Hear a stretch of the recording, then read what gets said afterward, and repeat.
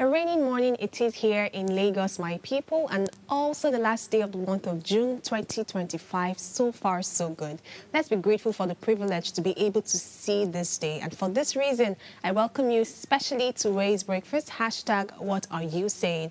I'm glad to be starting off my morning with you, my impeccable audience. On this show, you already know we give you the best conversations that shape our future, from politics to governance, everything health. We discuss technology, finance, and of course, trending issues are not left out. Sitting beautifully on this table, on this chair, is I, Oluchi Precious Omenka, your anchor for today. And today, I will be on this table alone, but I'm still going to be sharing the conversation with my impeccable co-anchor, Okiki Olataiwo Jalupon. Good morning, Kiki. Hello, good morning, Oluchi. You look great on that table anyway. How do you feel being at the other side of the table today? I don't feel great really because Lagos did me dirty again this morning. But of course, the beauty of the internet, and True. I'm here already. I'm glad I can still hear your voice. And it feels so lonely here. It's at this point I'm beginning to realize that physical connection is really priceless. Because, I mean, I would banter with you guys, but on this table, I'm all alone. But thankfully, I have your voice to guide the conversation, of course. So how was your weekend? How did it go? Well, it went very calm. I wanted to say something this morning if I was able to get to work, but I think there's still the opportunity to. I think that one of the things that we don't do is to ask what we're grateful for at the office. I'm not sure that we've had that conversation before, but I've spoken about what we're grateful for in life and all of that stuff.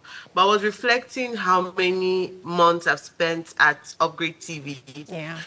And I was very grateful that it's a year and counting, and it almost feels like I'm part of a family, part of a journey. And sometimes the last day of the month doesn't give you that vibe to be saying you're grateful for this, you're grateful for that, and all of that. So, but it's the last day of June, and 2025 is never going to come again. So I'm very grateful first for the opportunity to lend my voice. Over the weekend, it was a reflective mode for me. So I woke up Monday being grateful for being at the office, being with, meeting you, meeting every other person at the office. And that's how I started my whole week. Yes. Amazing. I'm really happy to hear that because somehow I can really feel what you're feeling in that sense. And I think it's almost very similar to how what I'm also grateful for. I'm grateful for the platform that we have. Some mornings, I really don't even want to step out and come in here. But then I realize that I'm actually involved in the bigger picture of things. Like I'm involved in something that is really making an impact. And it's something to really be grateful for. And thank you for taking us through that route of gratitude. Hopefully, during the week, we're going to open it more and maybe have conversations around this. But today's own is quite critical. Today's episode is a must-say, and it can't wait any longer. My question to you, our viewers, is do you know who your next council chair is? Do you know your polling unit? Do you know your ward? Do you know your candidates? July 12th is around the corner. Another important date in Nigeria's democratic calendar.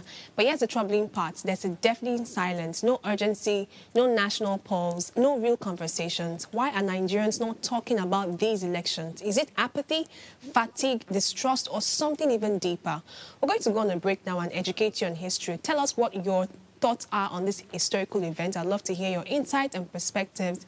Our phone lines are open. You can call us on 070-2500-7749 or 070-1424-2420. If you're yet to subscribe to our YouTube channel, click at Official Upgrade TV, subscribe, like, share the link, tune in to channel 145 on your GoTV, and don't miss this for anything. We'll take a short break now. When we return, we'll look through the papers of today and, of course, head straight to our hot topic for today. So please stay with us. We'll be right back.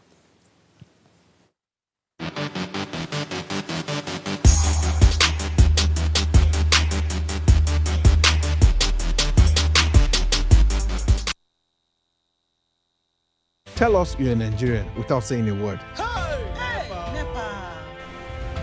Energy security is one of the most pressing issues for many developing countries like Nigeria. And if there's going to be any meaningful progress, addressing our energy issues is non-negotiable. I need to see light from my house. Make them do something. Band A is expensive. I literally have to turn off all my appliances just to reduce costs. We need light. Introducing the Energy Outlook, your go-to show for everything energy. Every week, we'll bring you the latest insights, innovation, and in-depth analysis of Nigeria's energy sector. From policy discussions to regulatory insights, we will analyze the key decisions influencing growth and sustainability in the energy sector. We'll bring you the human stories behind the headlines, giving you a personal perspective on the broader energy challenges. Join me every Friday at 6 p.m. for the Energy Outlook, your guide to the future of energy, where energy means business.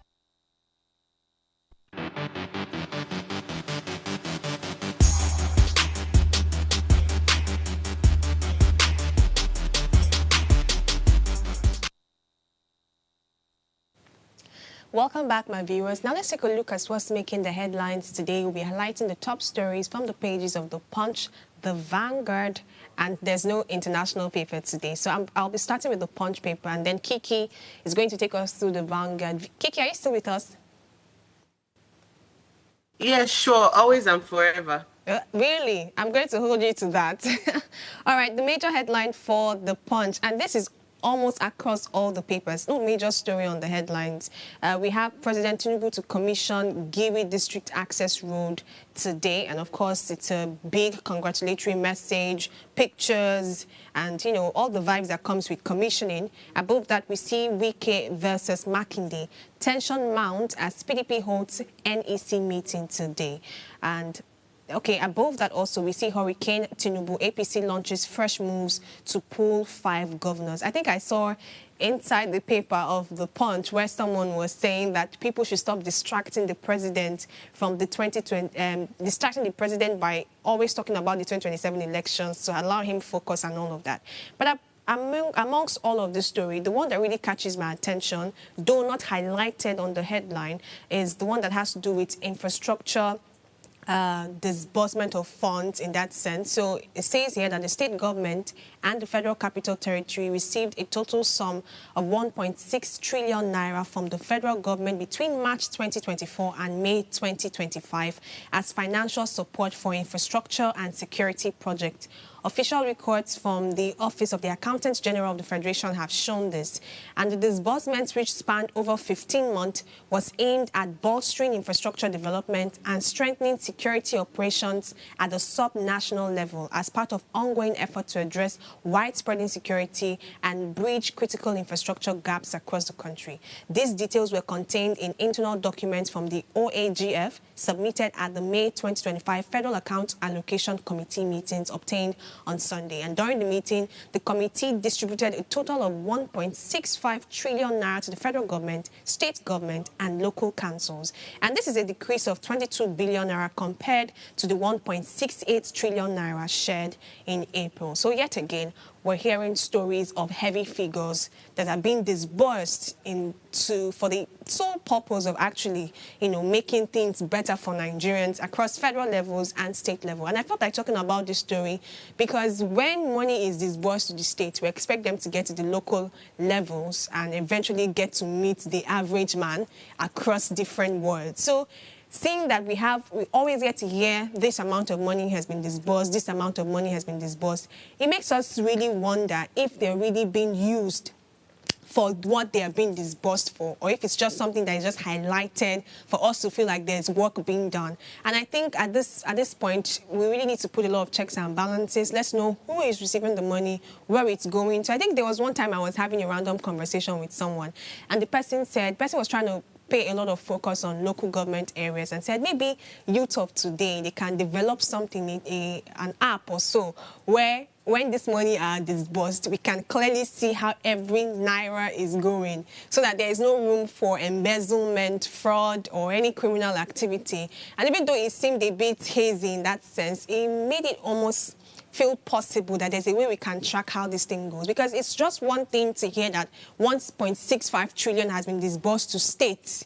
How is it being used? Who is receiving this? Who is responsible for this? Can we see how every naira is going? I think at this point, it's not unfair for Nigerians to demand things like this? Because when we look at our communities and our societies, and these same things that you are saying this money are disbursed for, we don't see any action in that sense. So when we're critical, it's not for people to point fingers and say Nigerians are not grateful. There is actually reasons to question, and these reasons or these fears can be allayed if the necessary people involved are very accountable.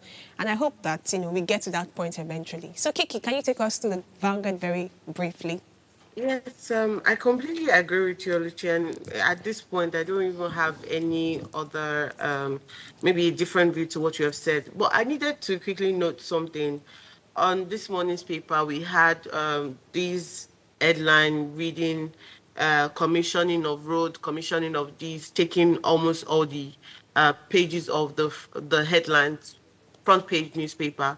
And this is quite saddening because I feel that Nigeria at this point should start looking beyond trying to please certain people over pleasing Nigerians in that sense, or informing Nigerians, not pleasing in this sense, but informing Nigerians of the things that they need to know.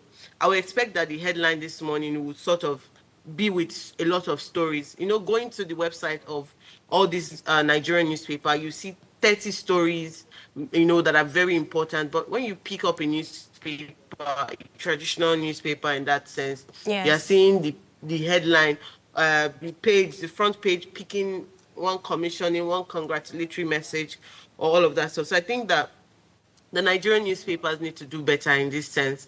If they need to congratulate or do anything, maybe the middle of the newspaper or the end of the newspaper. Let's stop using our headlines that are the most important to start doing congratulatory messages, even though it's for maybe the good or anything of Nigeria, in the case of commissioning a road. But then let me take us back to reading the headlines here.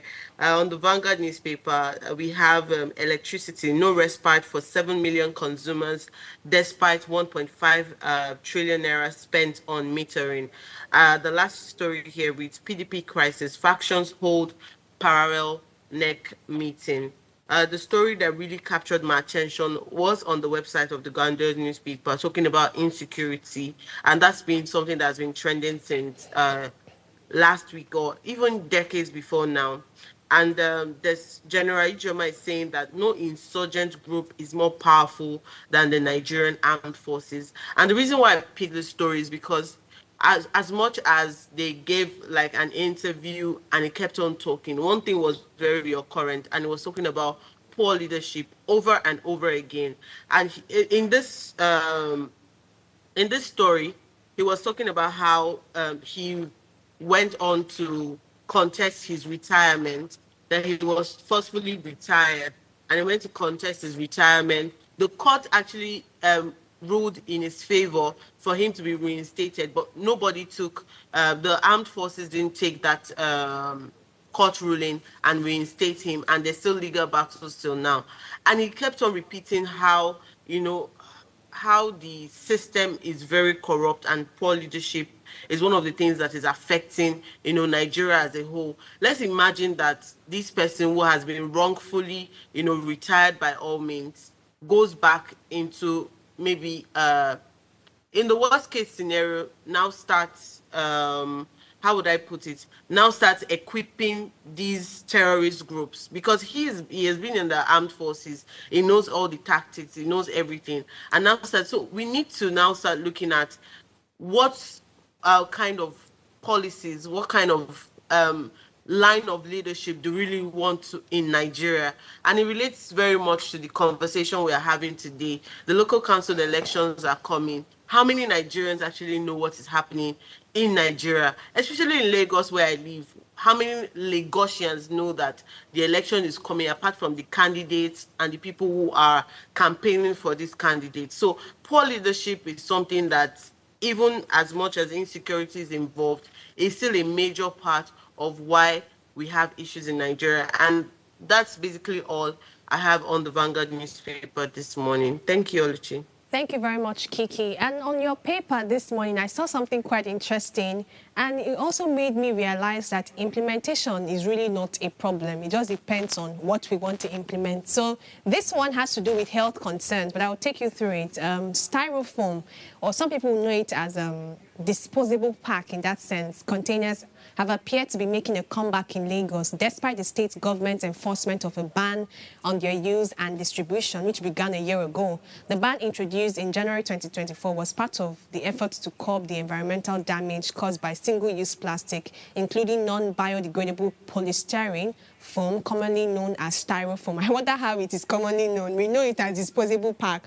but let's leave that for some other time. It says some food vendors, however, have resumed using these particular containers, raising concerns about compliance with the ban. And in response, the Commissioner for Environment and Water Resources, Tokunbo Wahab, directed officers from the Lagos State Environmental Sanitation Corps, that's LAGESC, also known as Kick Against the Discipline Kai, along with officials from the Lagos State Waste Management Agency, LOMA, and the Ministry to intensify enforcement and seize styrofoam from shops, stores, and outlets. I remember I'm someone that can purchase food, from different places, and all of a sudden we just realized that this styrofoam pack that we are always used to was totally banned. And it was very quick. It showed me that if the government wants to stop something, they can actually go all out and bring it to a stop. And we saw the different bodies that are involved in it. But recently, it's been said that there's been a resurfacing. People are now going back to their old ways, using some of these things, and we know that they cause health concerns. So I think there's a deadline for people to really come back, retrace their steps, because from July 1, 2025, there will be massive enforcement again to ensure that people go back to what is the ideal. And it just made me realize that I like it. I like the fact that when it comes to health concerns in Lagos, there are certain bodies that took it upon themselves to ensure that this is what happens. Even the same thing happened with the whole ban on bikes, motorcycles. Yeah. And it's like, absolutely. Okay, when it comes to certain things, we can enforce it. We can even go deeper into some other more critical things and ensure that the bodies responsible are making sure that this doesn't have a resurfacing. So this is a call to every local store owner, food vendor, that have to use some of these packs. Please don't go back to your old ways. Don't backslide. Just say mama put, papa put, mama whatever put and papa put. They've even made it quite difficult by using styrofoam. At a point, I'm like, which one be styrofoam again? We know it as plastic. Me, I even know it as fuke. I don't know what plastic is. Imagine. But it's really interesting. And that's all we have for the papers this morning. Thank you for sticking with us. We're going to go on a short break now. And when we return, we're heading straight to our conversation for today. We want to open up July 12th elections. Many people are just hearing this for the first time, that there's a local government elections happening 12th of July. Why? And that's why we're having this conversation today. So I need you to be part of us, to be informed, to be educated, maybe not entertained because it's a serious one. So see you in a jiffy.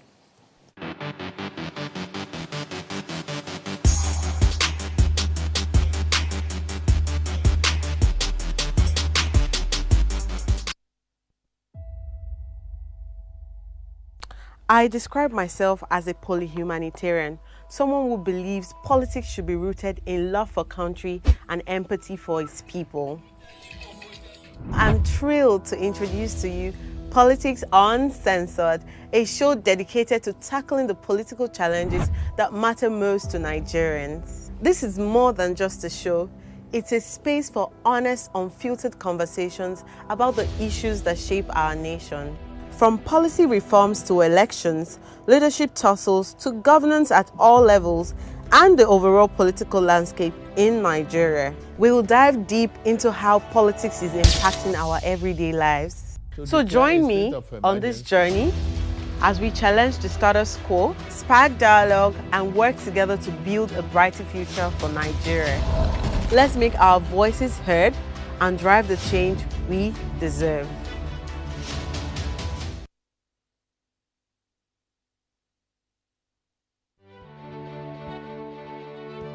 Nigeria, by extension Africa, battles a growing youthful population, and with little or no meaningful engagement, leaves a ticking time bomb on our hands. We are a blessed continent with great wealth, both in people and material. Our focus on ways remains driving conversations that affects us all. Topics in the news, social concerns, politics, leadership, governance, empowerment, resource management, conflict management, finance, SME sustainability, technological innovation, food security, health, education, brain drain, our well-being, citizenship, and much more. Our goal is to continuously drive these conversations, keep them burning at the table to effect a positive change, both for our nation and continent. Ways, what are you saying, has a secret ingredient that completes the conversation every single episode, and that ingredient is you. Our past conversations shaped our yesterday. To shape our tomorrow, we must keep talking. So, I want to hear you. Be a part of our live conversations Mondays through Fridays. And let's all have our say.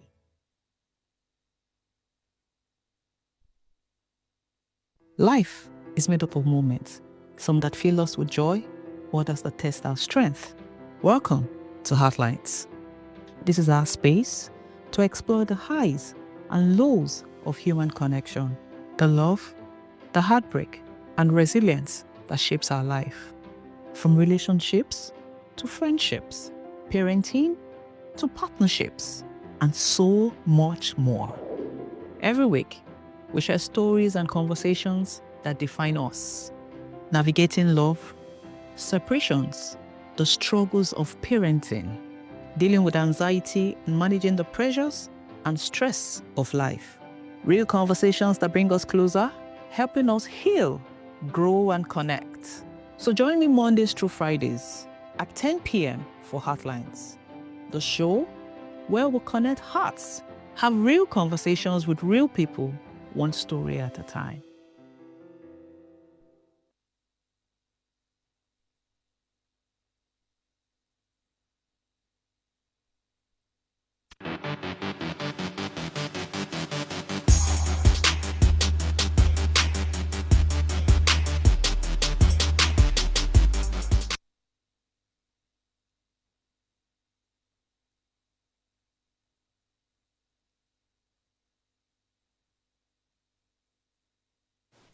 All right, welcome back, our valued viewers. Today's conversation is around the July 12th elections, and we are wondering and asking why Nigerians aren't talking about it. We mentioned this very briefly on Friday, and of course Kiki was with me when we spoke about this, and of course she's joining us to open this even much more. As Nigeria inches closer to the July 12 elections meant to usher in new leadership in several local governments across states, the atmosphere is unsettling quiet. And there's no buzz on the streets, no trending hashtags, no town hall meetings or viral campaign slogans, just silence. And this silence is not accidental. I want to believe that it is the result of a deepening disconnection between the Nigerian people and the political systems that claim to represent them. For years, Nigerians have participated in elections that many feel are predetermined, manipulated, or marred by violence, vote buying, and even broken promises. Even in the aftermath of the 2023 general elections, the bitter aftertaste of unmet expectations linger. The youth, once energized and mobilized under movements like #EndSARS and Obedient, now seem withdrawn. So many of them question the value of their vote and the credibility of the system itself. Meanwhile, political elites continue with business as usual, conducting campaigns that feel more like formalities than genuine conversation with citizens. INEC and its subsidiaries' trust deficit, coupled with the absence of political education and meaningful voter engagement, has made many Nigerians feel excluded even before the first ballot is cast. The July 12 elections, though legally significant, appear emotionally and psychologically distant from the average Nigerian. And this isn't just voter apathy. I don't know if I should call it democratic fatigue. And it also raises urgent questions. Are Nigerians giving up on democracy, or are they simply choosing different forms of political expression outside the ballot box? Or are we even ignorant? This conversation is no longer just about who is running, but whether the people are even watching anymore. Joining me to have this conversation is Malam Lateef Aremu, who is a political scientist, and I'm sure he's going to hit the nail on the head with the conversation. And of course, my excellency, or her excellency, Okikiola Taiwo Jalupon. I still have you here with us, right?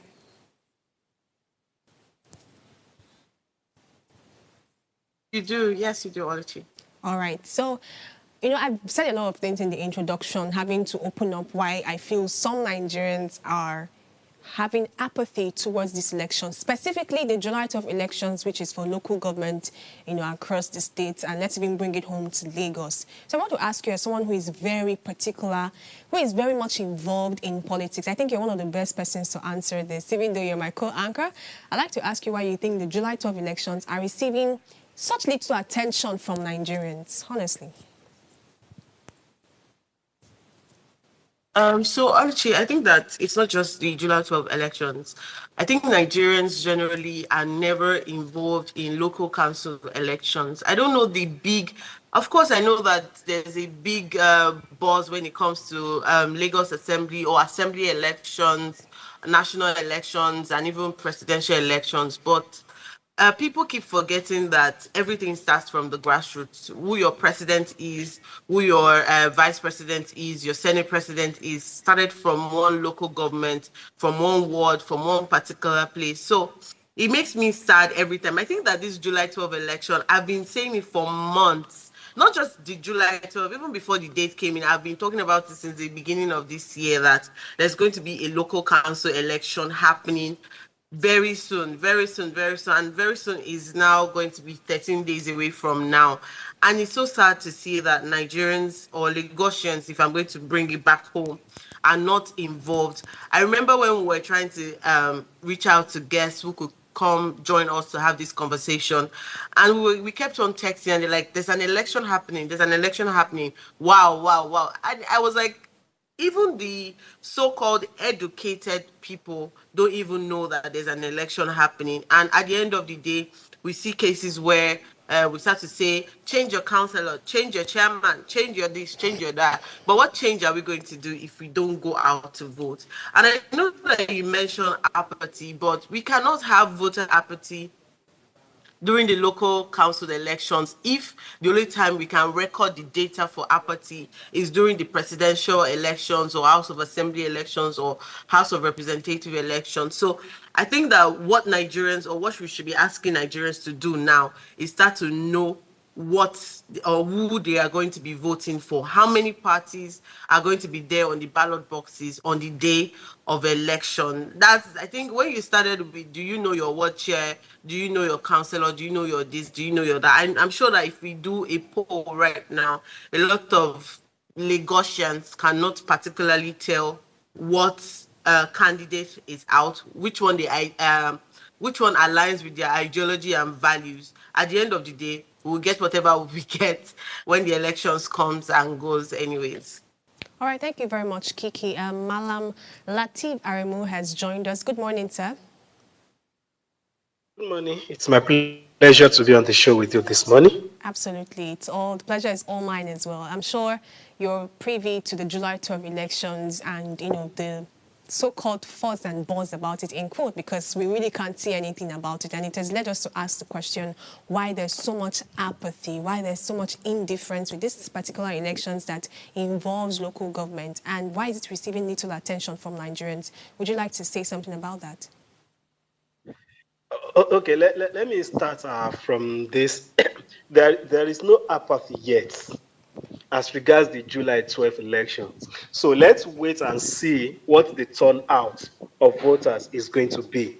And I think on the part of the Lagos State government and the electoral umpires for Lagos State, the Lagos State Electoral Commission, they've done a massive awareness for people to understand.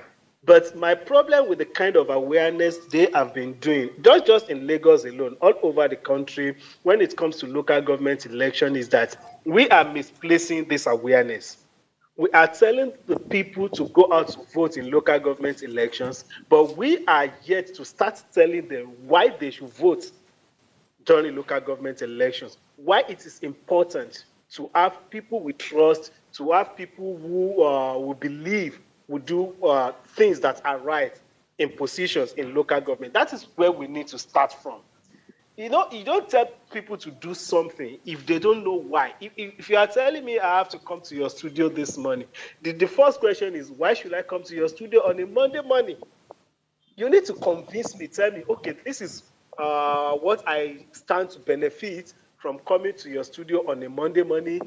This is what I'm contributing to the society if I weigh in on this issue on a Monday morning. No, it's not just telling people to vote. You have to tell them why they should vote. And number one is there is this over centralization of power in Nigeria. So people don't really relate directly with politics at the grassroots level. They don't relate directly with governance at the grassroots level. Everyone looks up as the president.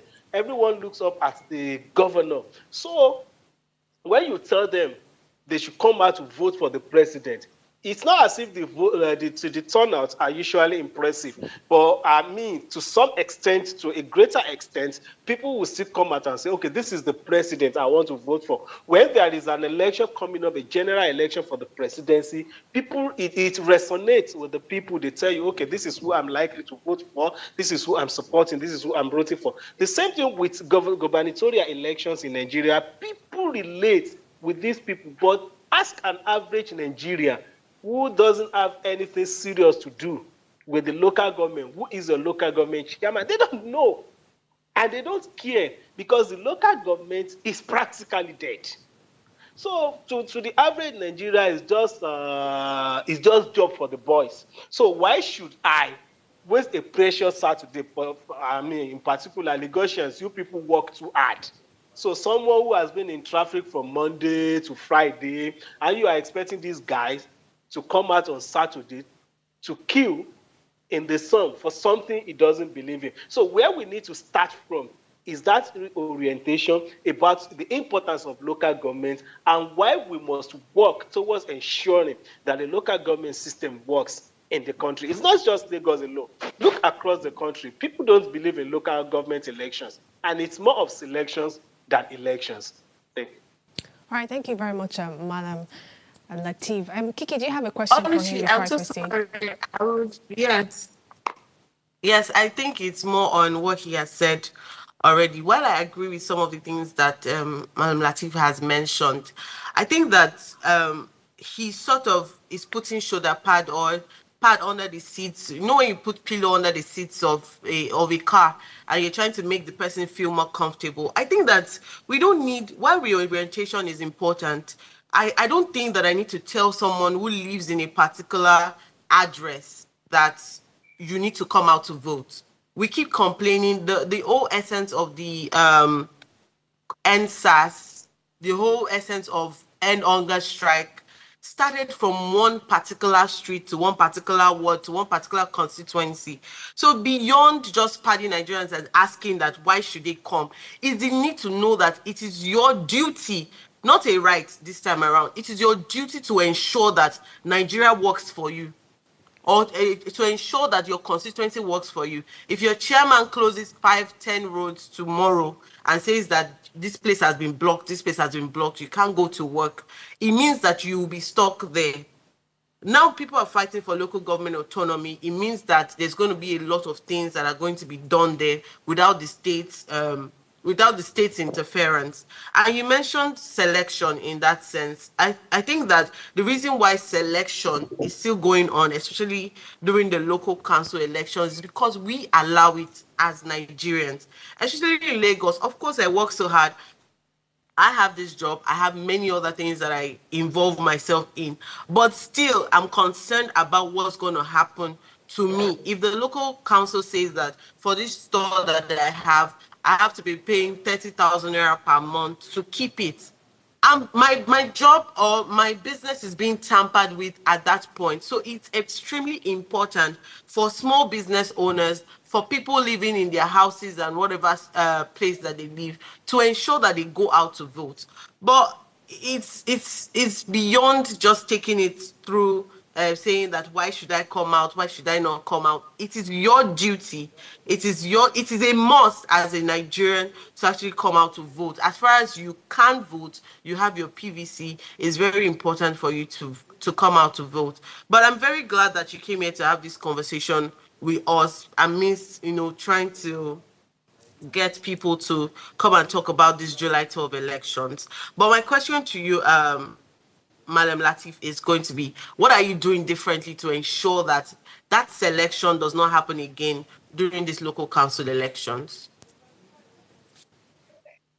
Well, thank you very much. I mean, for me as an individual, I'm just one person, and in my own little place, what I can do is to ensure that I go out to vote, perform my civic duty, just like you've rightly said, and to also ensure to also convince people around me, like this is why you should do this.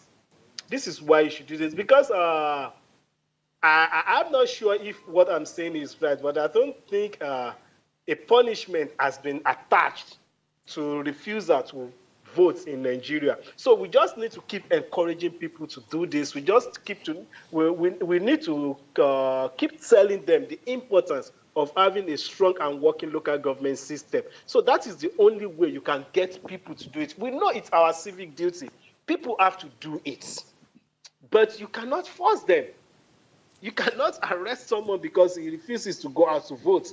So you can only try to convince them, you sensitize them. Government needs to do more of sensitization. For those of us who understand the import of this thing, the importance of this thing, we need to hammer more on the sensitization and dwell more on the good part of it. Let them know why we should continue doing what we are doing. So it is really important on our part to let people realize what they are missing out if they don't go out to vote. That's all we can do. So you cannot force them. You don't have the power. We don't have the state apparatus as individuals. Government of their part, who have that state apparatus, who have the power to come to ensure that people go out, they can do that on their part. But on our side, as individuals, we do our own and we encourage others to do. That is all we can do.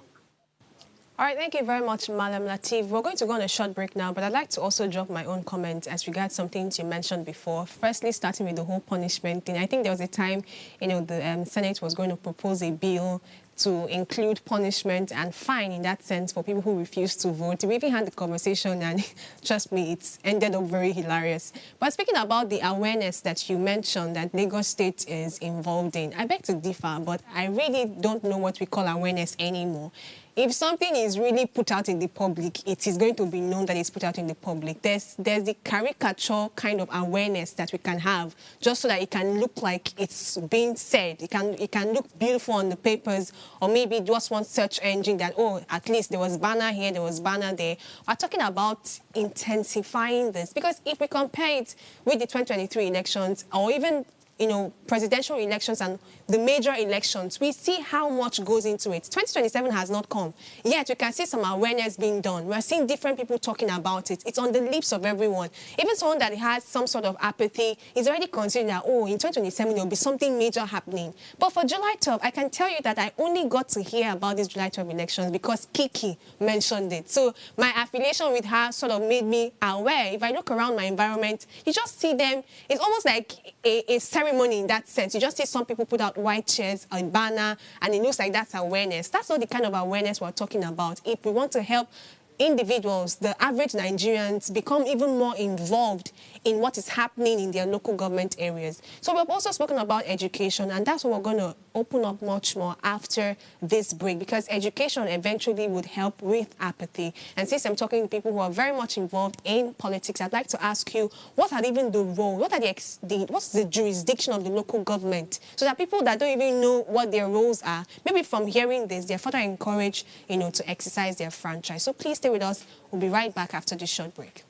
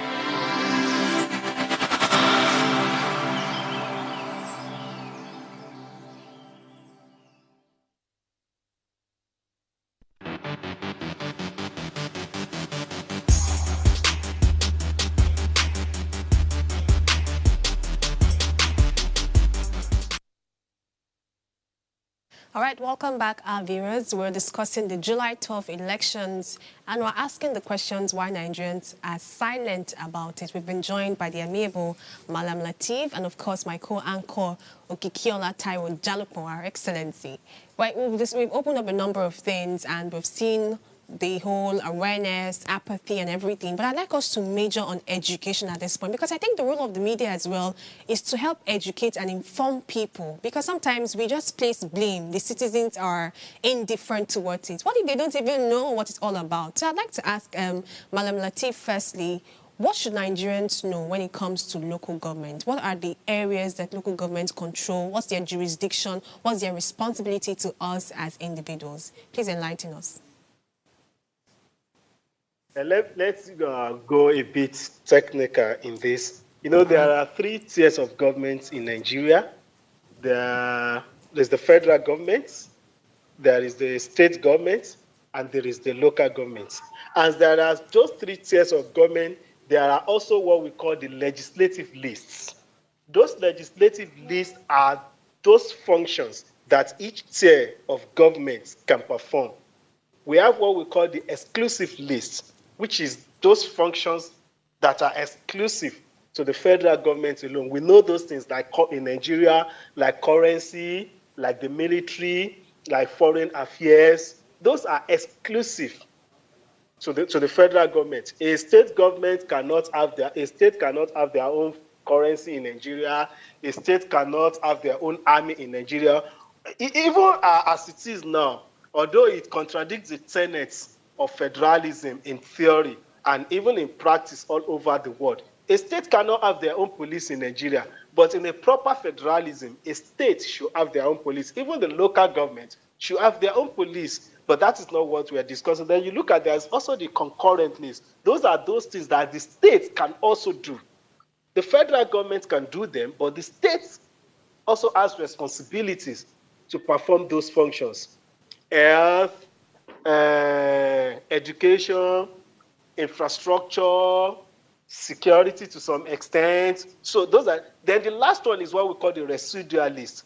In order to understand what is meant by residual list, that anything that you see primary behind it in Nigeria should be a sole responsibility of the local government.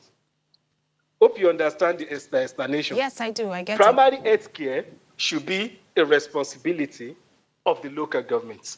Primary education should be the responsibility of the local government.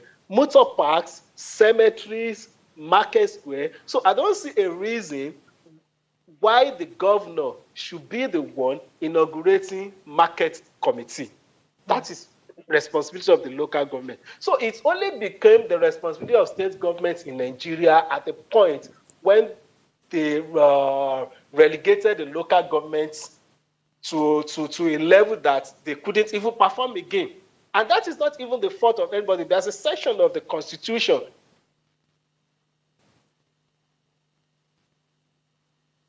All right, I think we lost Latif and removed briefly. Kiki, are you still with us? Hello? Can I go on? Okay, you're back. Yes, I can hear you now. Please continue. So I was trying to explain.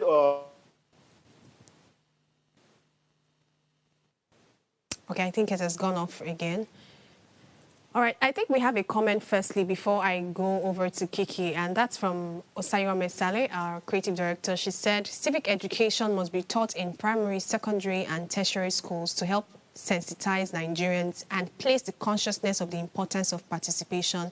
There's an apathy when it comes to local governments. And I think even the civic education that is supposed to be taught, we need to start revamping that curriculum and scheme of work, because sometimes the civic education scheme of work or even what is supposed to be taught doesn't mention, how would I put it, the very important things that needs to be there. It's so shallow, so shabby, and at the end of the day, people are just interested in having A's and moving on. In fact, some people see civic education, government, as random courses. They don't see it as major. Yet, this is where the education and the awareness even start from. Akiki, what would you like to say about the roles of local government and their control, basically? Into the roles of local government, I want to make a comment on our creative director's comment. So I saw somewhere on the papers, so I joined a WhatsApp link that's for informing you about new bills that come up every day, right, in the National Assembly. So there's a bill that has scaled, I think, third reading, where they should include agricultural science as a compulsory subject for all students. So I think that this bill or a new bill should be introduced, also adding civic education and government as a compulsory thing for whether you're in science class, you're in art class, you're in commercial class. It's a must for you to know about what government is.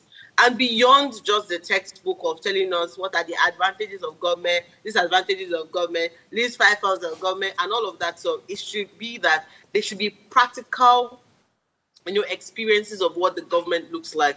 Most of the time we see excursions being about going to the aquarium, going to a factory, going to this. Maybe we should now start in school, start implementing maybe an excursion to the government house. Yes. An excursion to this. So as you take children into that space or teenagers, you're telling them that, okay, this is the local government chairman's office. This is what he does. This is his roles and responsibilities. The visual and the communication will stick more in the heads of these kids. We say that they're the future of tomorrow, but these people are now getting filled. Their heads are now filled with other information that doesn't help them to make better decisions for themselves and even for their country as they grow up. So I think that one of the things that you should include in schools is, first, civic education is a must, no matter what class that you have decided to go with. Yeah. Then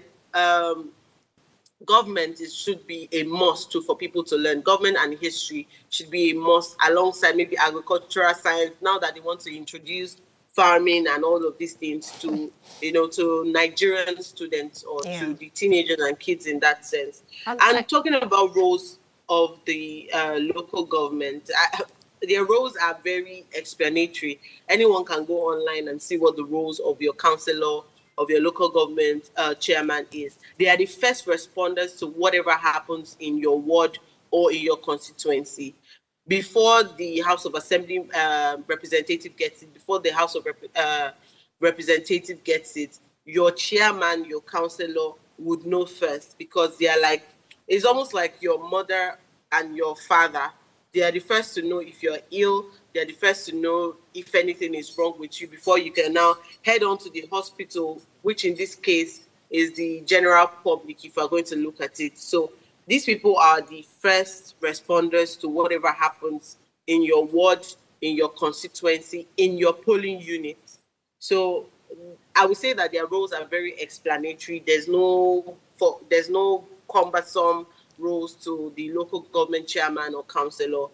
The simple sentence is they are the first responders to whatever happens in your constituency. That's absolutely correct. Thank you very much, Kiki, for making it very simple for anyone listening to this to take note of. And I think I saw a figure that said in 2024, local governments areas in Lagos shared over 100 billion naira in allocations and IGRs combined. Honestly, it's very easy on social media these days to see something happening and then immediately shout the president. People will say Tinubu in quote, even though, they ought to. I mean, let's just leave it at that. And everybody's like, oh, the president and all. I think if we can start having these local government chairmen and, leaders, having their names in our lips as well, we will be able to call some things to order. Looking at the money that is in disbursed, I told you, you were the one that mentioned that in some areas, some primary healthcare centers are looking better. I can tell you there was a particular area I went to. I was sick, and I went to this particular primary healthcare center, and there was nothing to write home about for that area. And I don't even know the local government chairman in charge of that area. And it's possible for someone to go online and say, oh, what is this country turning to? No, there is somebody that has direct access, that has direct responsibility in these areas. And if people can stop getting distracted and start looking at the grassroots from the beginning, because if you're concerned about governance and you take your attention off the ones that are very close to you, you're already eating their trap in that sense. You're falling into their trap. Because at the end of the day, they don't want you putting attention to them, and yet they're the ones responsible responsible for many things that are going on. So healthcare, education, name it. These are people we should start writing to. These are people we should start knowing. We should even know their offices. I think in Lagos, we know there's a particular area where you can see different government offices and all. We should start being very involved in everything that goes on there. So the elections are coming up again in July 12th, and I'm sure everybody listening to this is not going to lose total faith in the elections. But of course, you have a responsibility. You can't say because something is not working, then you fold your arms. Then you're part of the problem.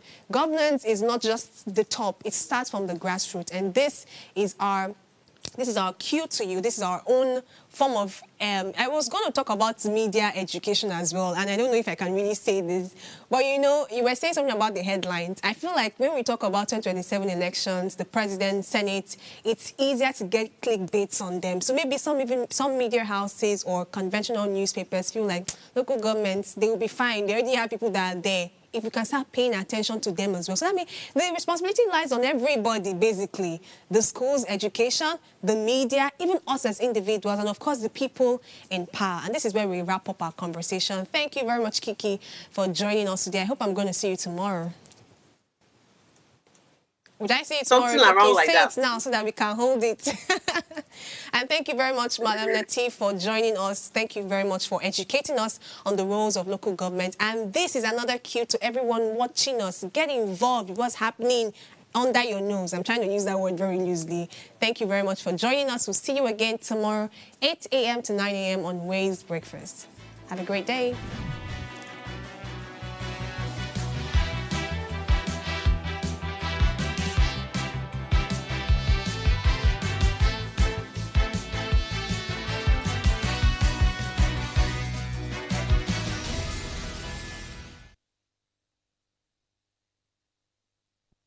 Hello, you. Yes, you. This is Usayome Sale from Ways Primetime. Now, we appreciate your continued support for watching our content, following us across all our social media. But we've noticed, for those of you watching us on YouTube, 88.5% of you who watch our content aren't subscribed to our channel. Why? Now, if you are enjoying our content, you enjoy our shows, and you want to stay updated on all things Ways, it's time to hit that subscribe button below. Now, subscribing isn't just for you. It's for the growth of our channel. It helps us get bigger and better. With your support, we can continue to bring even more intriguing and exciting content. How about you subscribing right now and being a part of our community?